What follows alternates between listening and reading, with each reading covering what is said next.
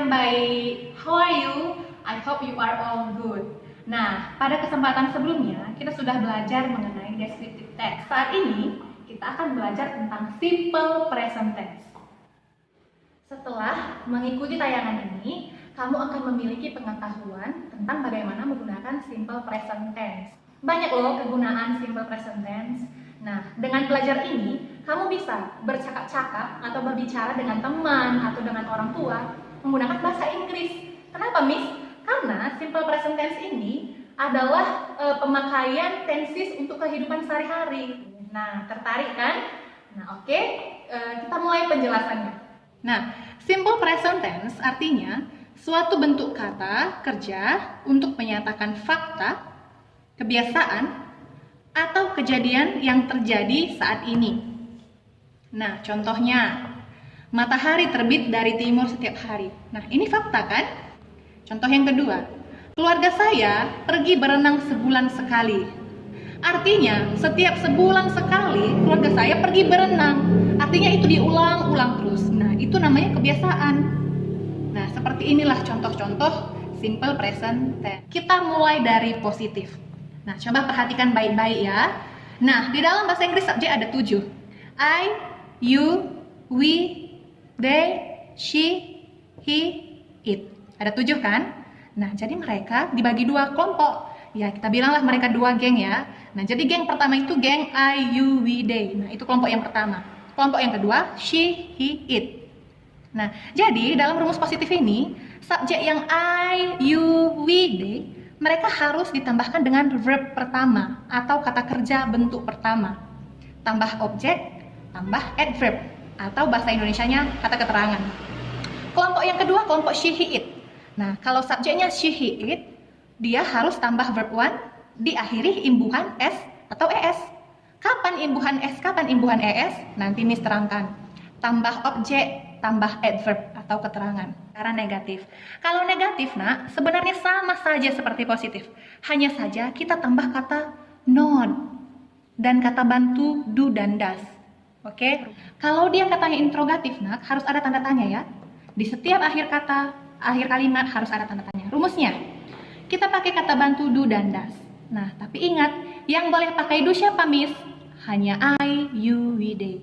Lalu tambah verb one, tambah objek, tambah adverb. Nah, kalau yang she, he, it, begini dia, does-nya dulu. Karena dia kalimat tanya, jadi does-nya dulu, baru tambah she, he, it. Ini bukan tiganya ya, nak. Maksudnya boleh she, boleh he, boleh it, kita pilih satu. Tapi pokoknya di antara mereka harus pakai does, nggak boleh pakai do.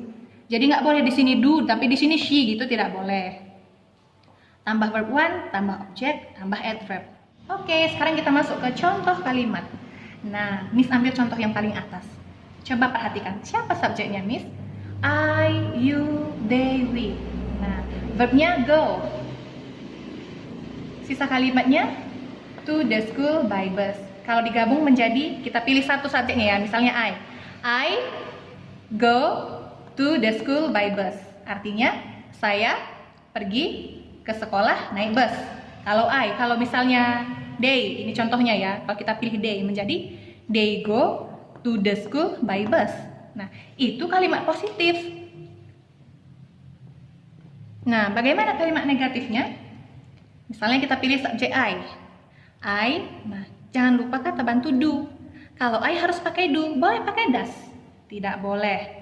Jangan lupa tambah not. Lalu kata kerjanya menjadi I do not go to the school by bus. Artinya, saya tidak pergi ke sekolah naik bus. Nah, mungkin dia naik helikopter gitu ya. Nah, ini namanya kalimat negatif. Bagaimana dengan kalimat tanyanya? Kata bantu do-nya harus di depan. Lalu subjeknya, misalnya kita pilih antara ini, kita pilih we. Do we go to the school by bus? Tanda tanya. Artinya, apakah kami pergi ke sekolah naik bus? Nah, jawab sendiri ya. Ya atau tidak. Nah, tanda ini kalimat tanya. Oke, untuk menguji pemahaman kalian, kita kerjakan latihan 1 ya. Ayo, kalian tulis dulu soalnya di buku. Have you finished? Sudah selesai? Miss yakin sudah selesai, karena soalnya mudah kan? Nah, kalau kalian sudah selesai, nanti kita bisa bandingkan dengan kunci jawaban yang akan Miss berikan. Nah, kalau jawabannya nanti sudah benar, kamu bisa lanjutkan videonya. Tapi kalau misalnya jawaban masih salah, nggak apa-apa. Kamu masih bisa ulang lagi materinya dengan lebih fokus supaya kedepannya kamu benar. Oke? Kita bahas bersama ya. Soal number 1. The bus to Kabanjahe blank blank blank every hour. Subjeknya di sini siapa, Miss? The bus. The bus itu sama dengan it. Nah, kalau dia it berarti kata kerjanya harus tambah s, kan begitu tadi? Nah, berarti jawabannya leaves, yaitu C. Number 2. My parents blank blank blank 7 hours every night. Nah, siapa di sini subjeknya, Miss? Subjek itu yang paling depan. Berarti my parents. Harus tahu kita artinya. Apa my parents artinya? Orang tua. Berarti sudah 2. Kalau sudah 2 dia sama dengan they. Kalau they boleh tambah verbnya s? Tidak boleh. Berarti cari yang tidak ada s-nya. Sleep. Berarti jawabannya number 3. Ini memakai to be ya. Ini pemakaian to be. Joko Widodo blank blank blank the president of Indonesia. Siapa subjeknya? Betul, Joko Widodo. Nah, kalau Joko Widodo dia sama dengan he atau laki-laki, dia laki-laki. Kalau he, to be-nya apa? M or bukan, tapi is. Maka jawabannya C. Number 4. Ivoni does not blank blank blank twice a day. Ivoni tidak. Does not artinya tidak, berarti ini kalimat negatif. Blank blank blank. Ivoni, ini subjeknya. Ivoni ini sama dengan apa? Sama dengan she, dia perempuan. Kalau she berarti verbnya tambah s kan? Iya benar. Tapi s-nya udah di sini, Miss, udah di das. Berarti kata kerjanya sini tidak boleh lagi tambah s.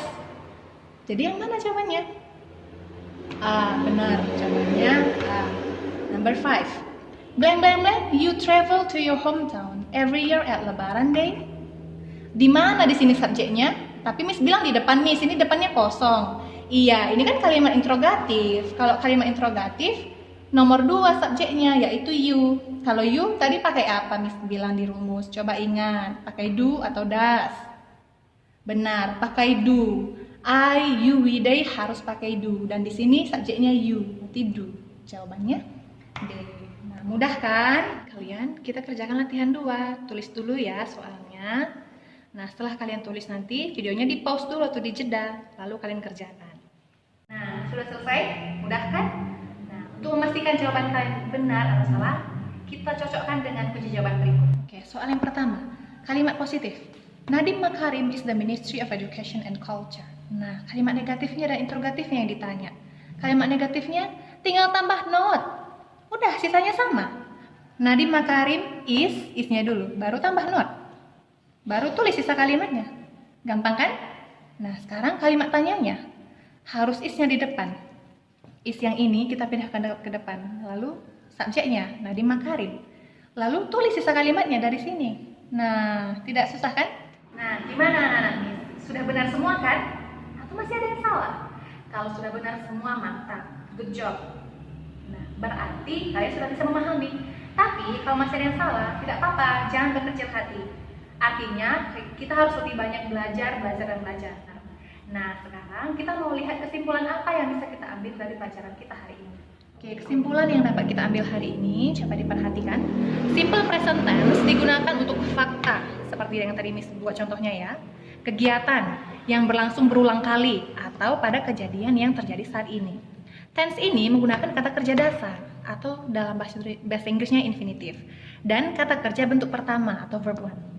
Namun, untuk subjek she, he, it pada kalimat positif, pemakaian verb harus diimbuhi akhiran s atau es sesuai dengan aturan kata kerja yang berlaku.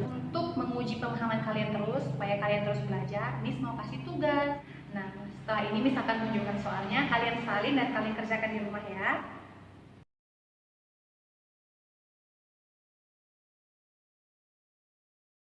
Selesai kamu salin soalnya? Oke, jangan lupa ya dikerjakan di rumah dan harus terus belajar. Nah, sampai di sini dulu pertemuan kita hari ini. Tetap semangat murid-murid Miss. Carol Strong from Classroom. See you!